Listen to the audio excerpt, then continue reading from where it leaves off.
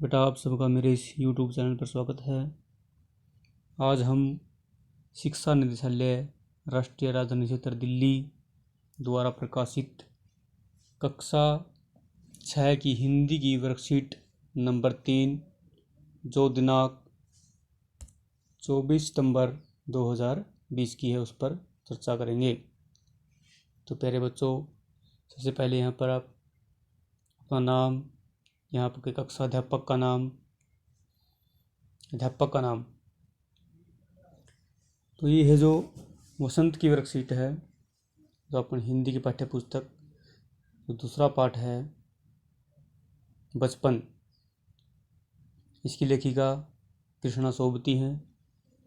वो अपने बचपन के बारे में लिखती हैं इसमें। तो देखो बेटा, इस पाठ में लेखिका कृष्णा सोबती जी ने अपने बचपन की बातों को आप तक पहुंचाना चाहती है। जब हम अपनी यादों को या बीती बातों को लिखते हैं या सुनाते हैं, उसे संस्मरण कहते हैं। आओ पाठ को पढ़कर लेखिका के बचपन को जानें। देखो, मैं तुम्हें अपने बचपन की ओर ले जाऊंगी। बचपन की ओर ले जाने का मतलब है कि बचपन की बात बताऊंगी। मैं तुमसे कुछ इतनी बड़ी हूँ कि तुम्हारी दादी भी हो सकती हूँ, तुम्हारी नानी भी, बड़ी बुआ भी, बड़ी मौसी भी। परिवार में मुझे सभी लोग जीजी कहकर ही पुकारते हैं। हाँ, मैं इन दिनों कुछ बड़ा बड़ा यानी उम्र में सयाना महसूस करती हूँ। सयाना होता है समझदार, सयाना समझदार। शायद इसलिए कि पिछली शताब्दी होता है 100 साल का समूह। ऐसे अब 21वीं शताब्दी है, पीछे वाली 20वीं शताब्दी थी। 1900 से जो शुरू होती थी वो 20वीं शताब्दी, अब 2000 से जो शुरू हुई है 21वीं शताब्दी में पैदा हुई थी। मेरे पहनने ओढ़ने में भी काफ़ी बदलाव आए।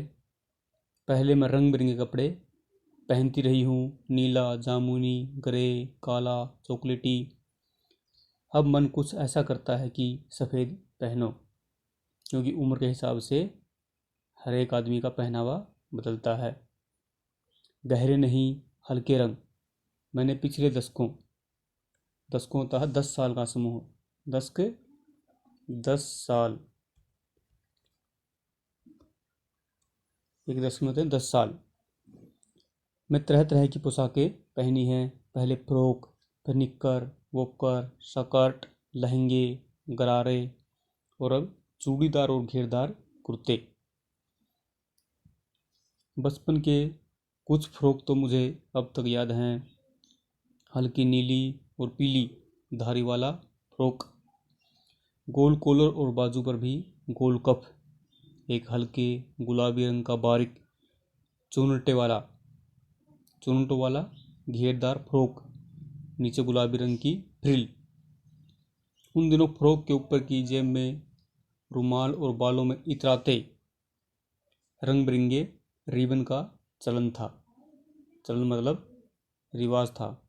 लेमन कलर का बड़े प्लेटों वाला गर्म फ्रॉक, जिसके नीचे फर टंगी थी। 2 ट्यूनिक भी याद हैं, एक चॉकलेट रंग का और अंदर की कोटी प्याजी, दूसरा ग्रे और उसके साथ सफ़ेद कोटी। मुझे अपने मोजे और स्टॉकिंग भी याद हैं। बचपन में हमें अपने मोजे खुद धोने पड़ते थे।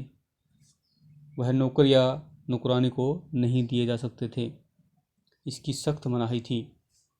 तो जो हॉस्टल में रहते थे जब ये पढ़ते समय लेखिका, तो इसको अपने कपड़े खुद धोने पड़ते थे।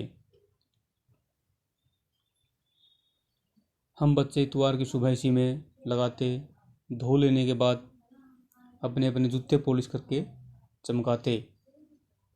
जब जूते, कपड़े या ब्रश से रगड़ते तो पॉलिश की चमक उभरने लगती। सर्वर, मुझे आज भी बूट पॉलिश करना अच्छा लगता है। हालांकि अब नई नई किस्म के शू आ चुके, जूते। कहना होगा कि ये पहले से कहीं ज़्यादा आरामदेह हैं। अब लाइट वेट के, हल्के वेट के जूते आ चुके हैं, इसलिए आरामदेह हैं। हमें जब नए जूते मिलते उसके साथ ही छालों का इलाज शुरू हो जाता, क्योंकि पहले जूते थोड़े टाइट लेदर के बनते थे। आजकल बहुत टेक्नोलॉजी हो गई है, फोम वगैरह के और अलग अलग मटेरियल के जूते बनने लगे हैं। जब कभी लंबी सैर पर निकलते अपने पास रुई ज़रूर रखते। रुई इसलिए कि जहाँ पर जूता लगता उसके वहाँ पर रुई रख लेते। जूता लगा था रुई मोजे के अंदर। हाँ, हमारे तुम्हारे बचपन में तो बहुत फ़र्क हो चुका है। हम शनिचर मतलब शनिवार को हमें ओलिव ऑयल, कस्टर ऑयल पीना पड़ता। यह एक मुश्किल काम था। शनिचर को सुबह से ही इसकी नाक में इसकी गंध आने लगती। छोटे शीशे गिलास जिस पर ठीक खुराक है कि मतलब एक डोज के लिए इंसान पड़े रहते। उन्हें देखते ही मितली होने लगती, मितली उल्टी। मुझे आज भी लगता है कि अगर हम न भी पीते तो वह शनिवारी दवा तो कुछ ज़्यादा बिगड़ने वाला नहीं था, सेहत ठीक ही रहती। तो बेटा इसके नए शब्द हैं ये। शब्दार्थ: सियाना, समझदार। शताब्दी: 100 वर्षों का समूह। दशक: 10 वर्षों का समूह। मितली उल्टी। खुराक दवा या डोज कह लीजिए। पोशाक कपड़े। तब हम इसके प्रश्न उत्तर देखते हैं।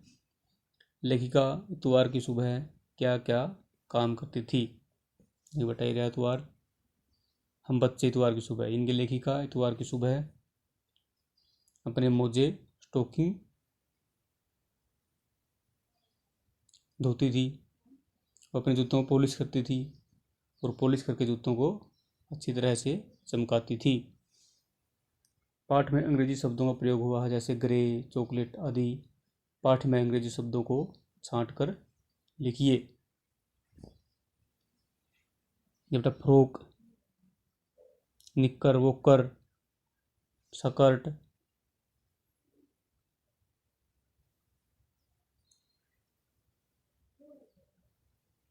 ये सब अंग्रेजी के शब्द हैं।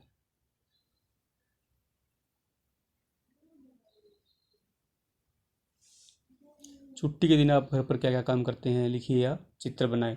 इस पे आप छुट्टी के दिन जो काम करते हैं, अपने माता पिता के काम में हाथ बंटवाते हैं या घर पर कुछ भी काम करते हैं आप, वो आपको लिखना है या उसका जो काम करते हो चित्र भी बना सकते हैं। दार प्रत्यय लगाकर शब्द बनाओ, जैसे घेर प्लस दार घेरदार, चूड़ी प्लस दार चूड़ीदार। जैसे समझ प्लस दार समझ प्लस दार समझदार। मसाले प्लसदार मसालेदार। दम प्लसदार दमदार। चौकी प्लसदार चौकीदार।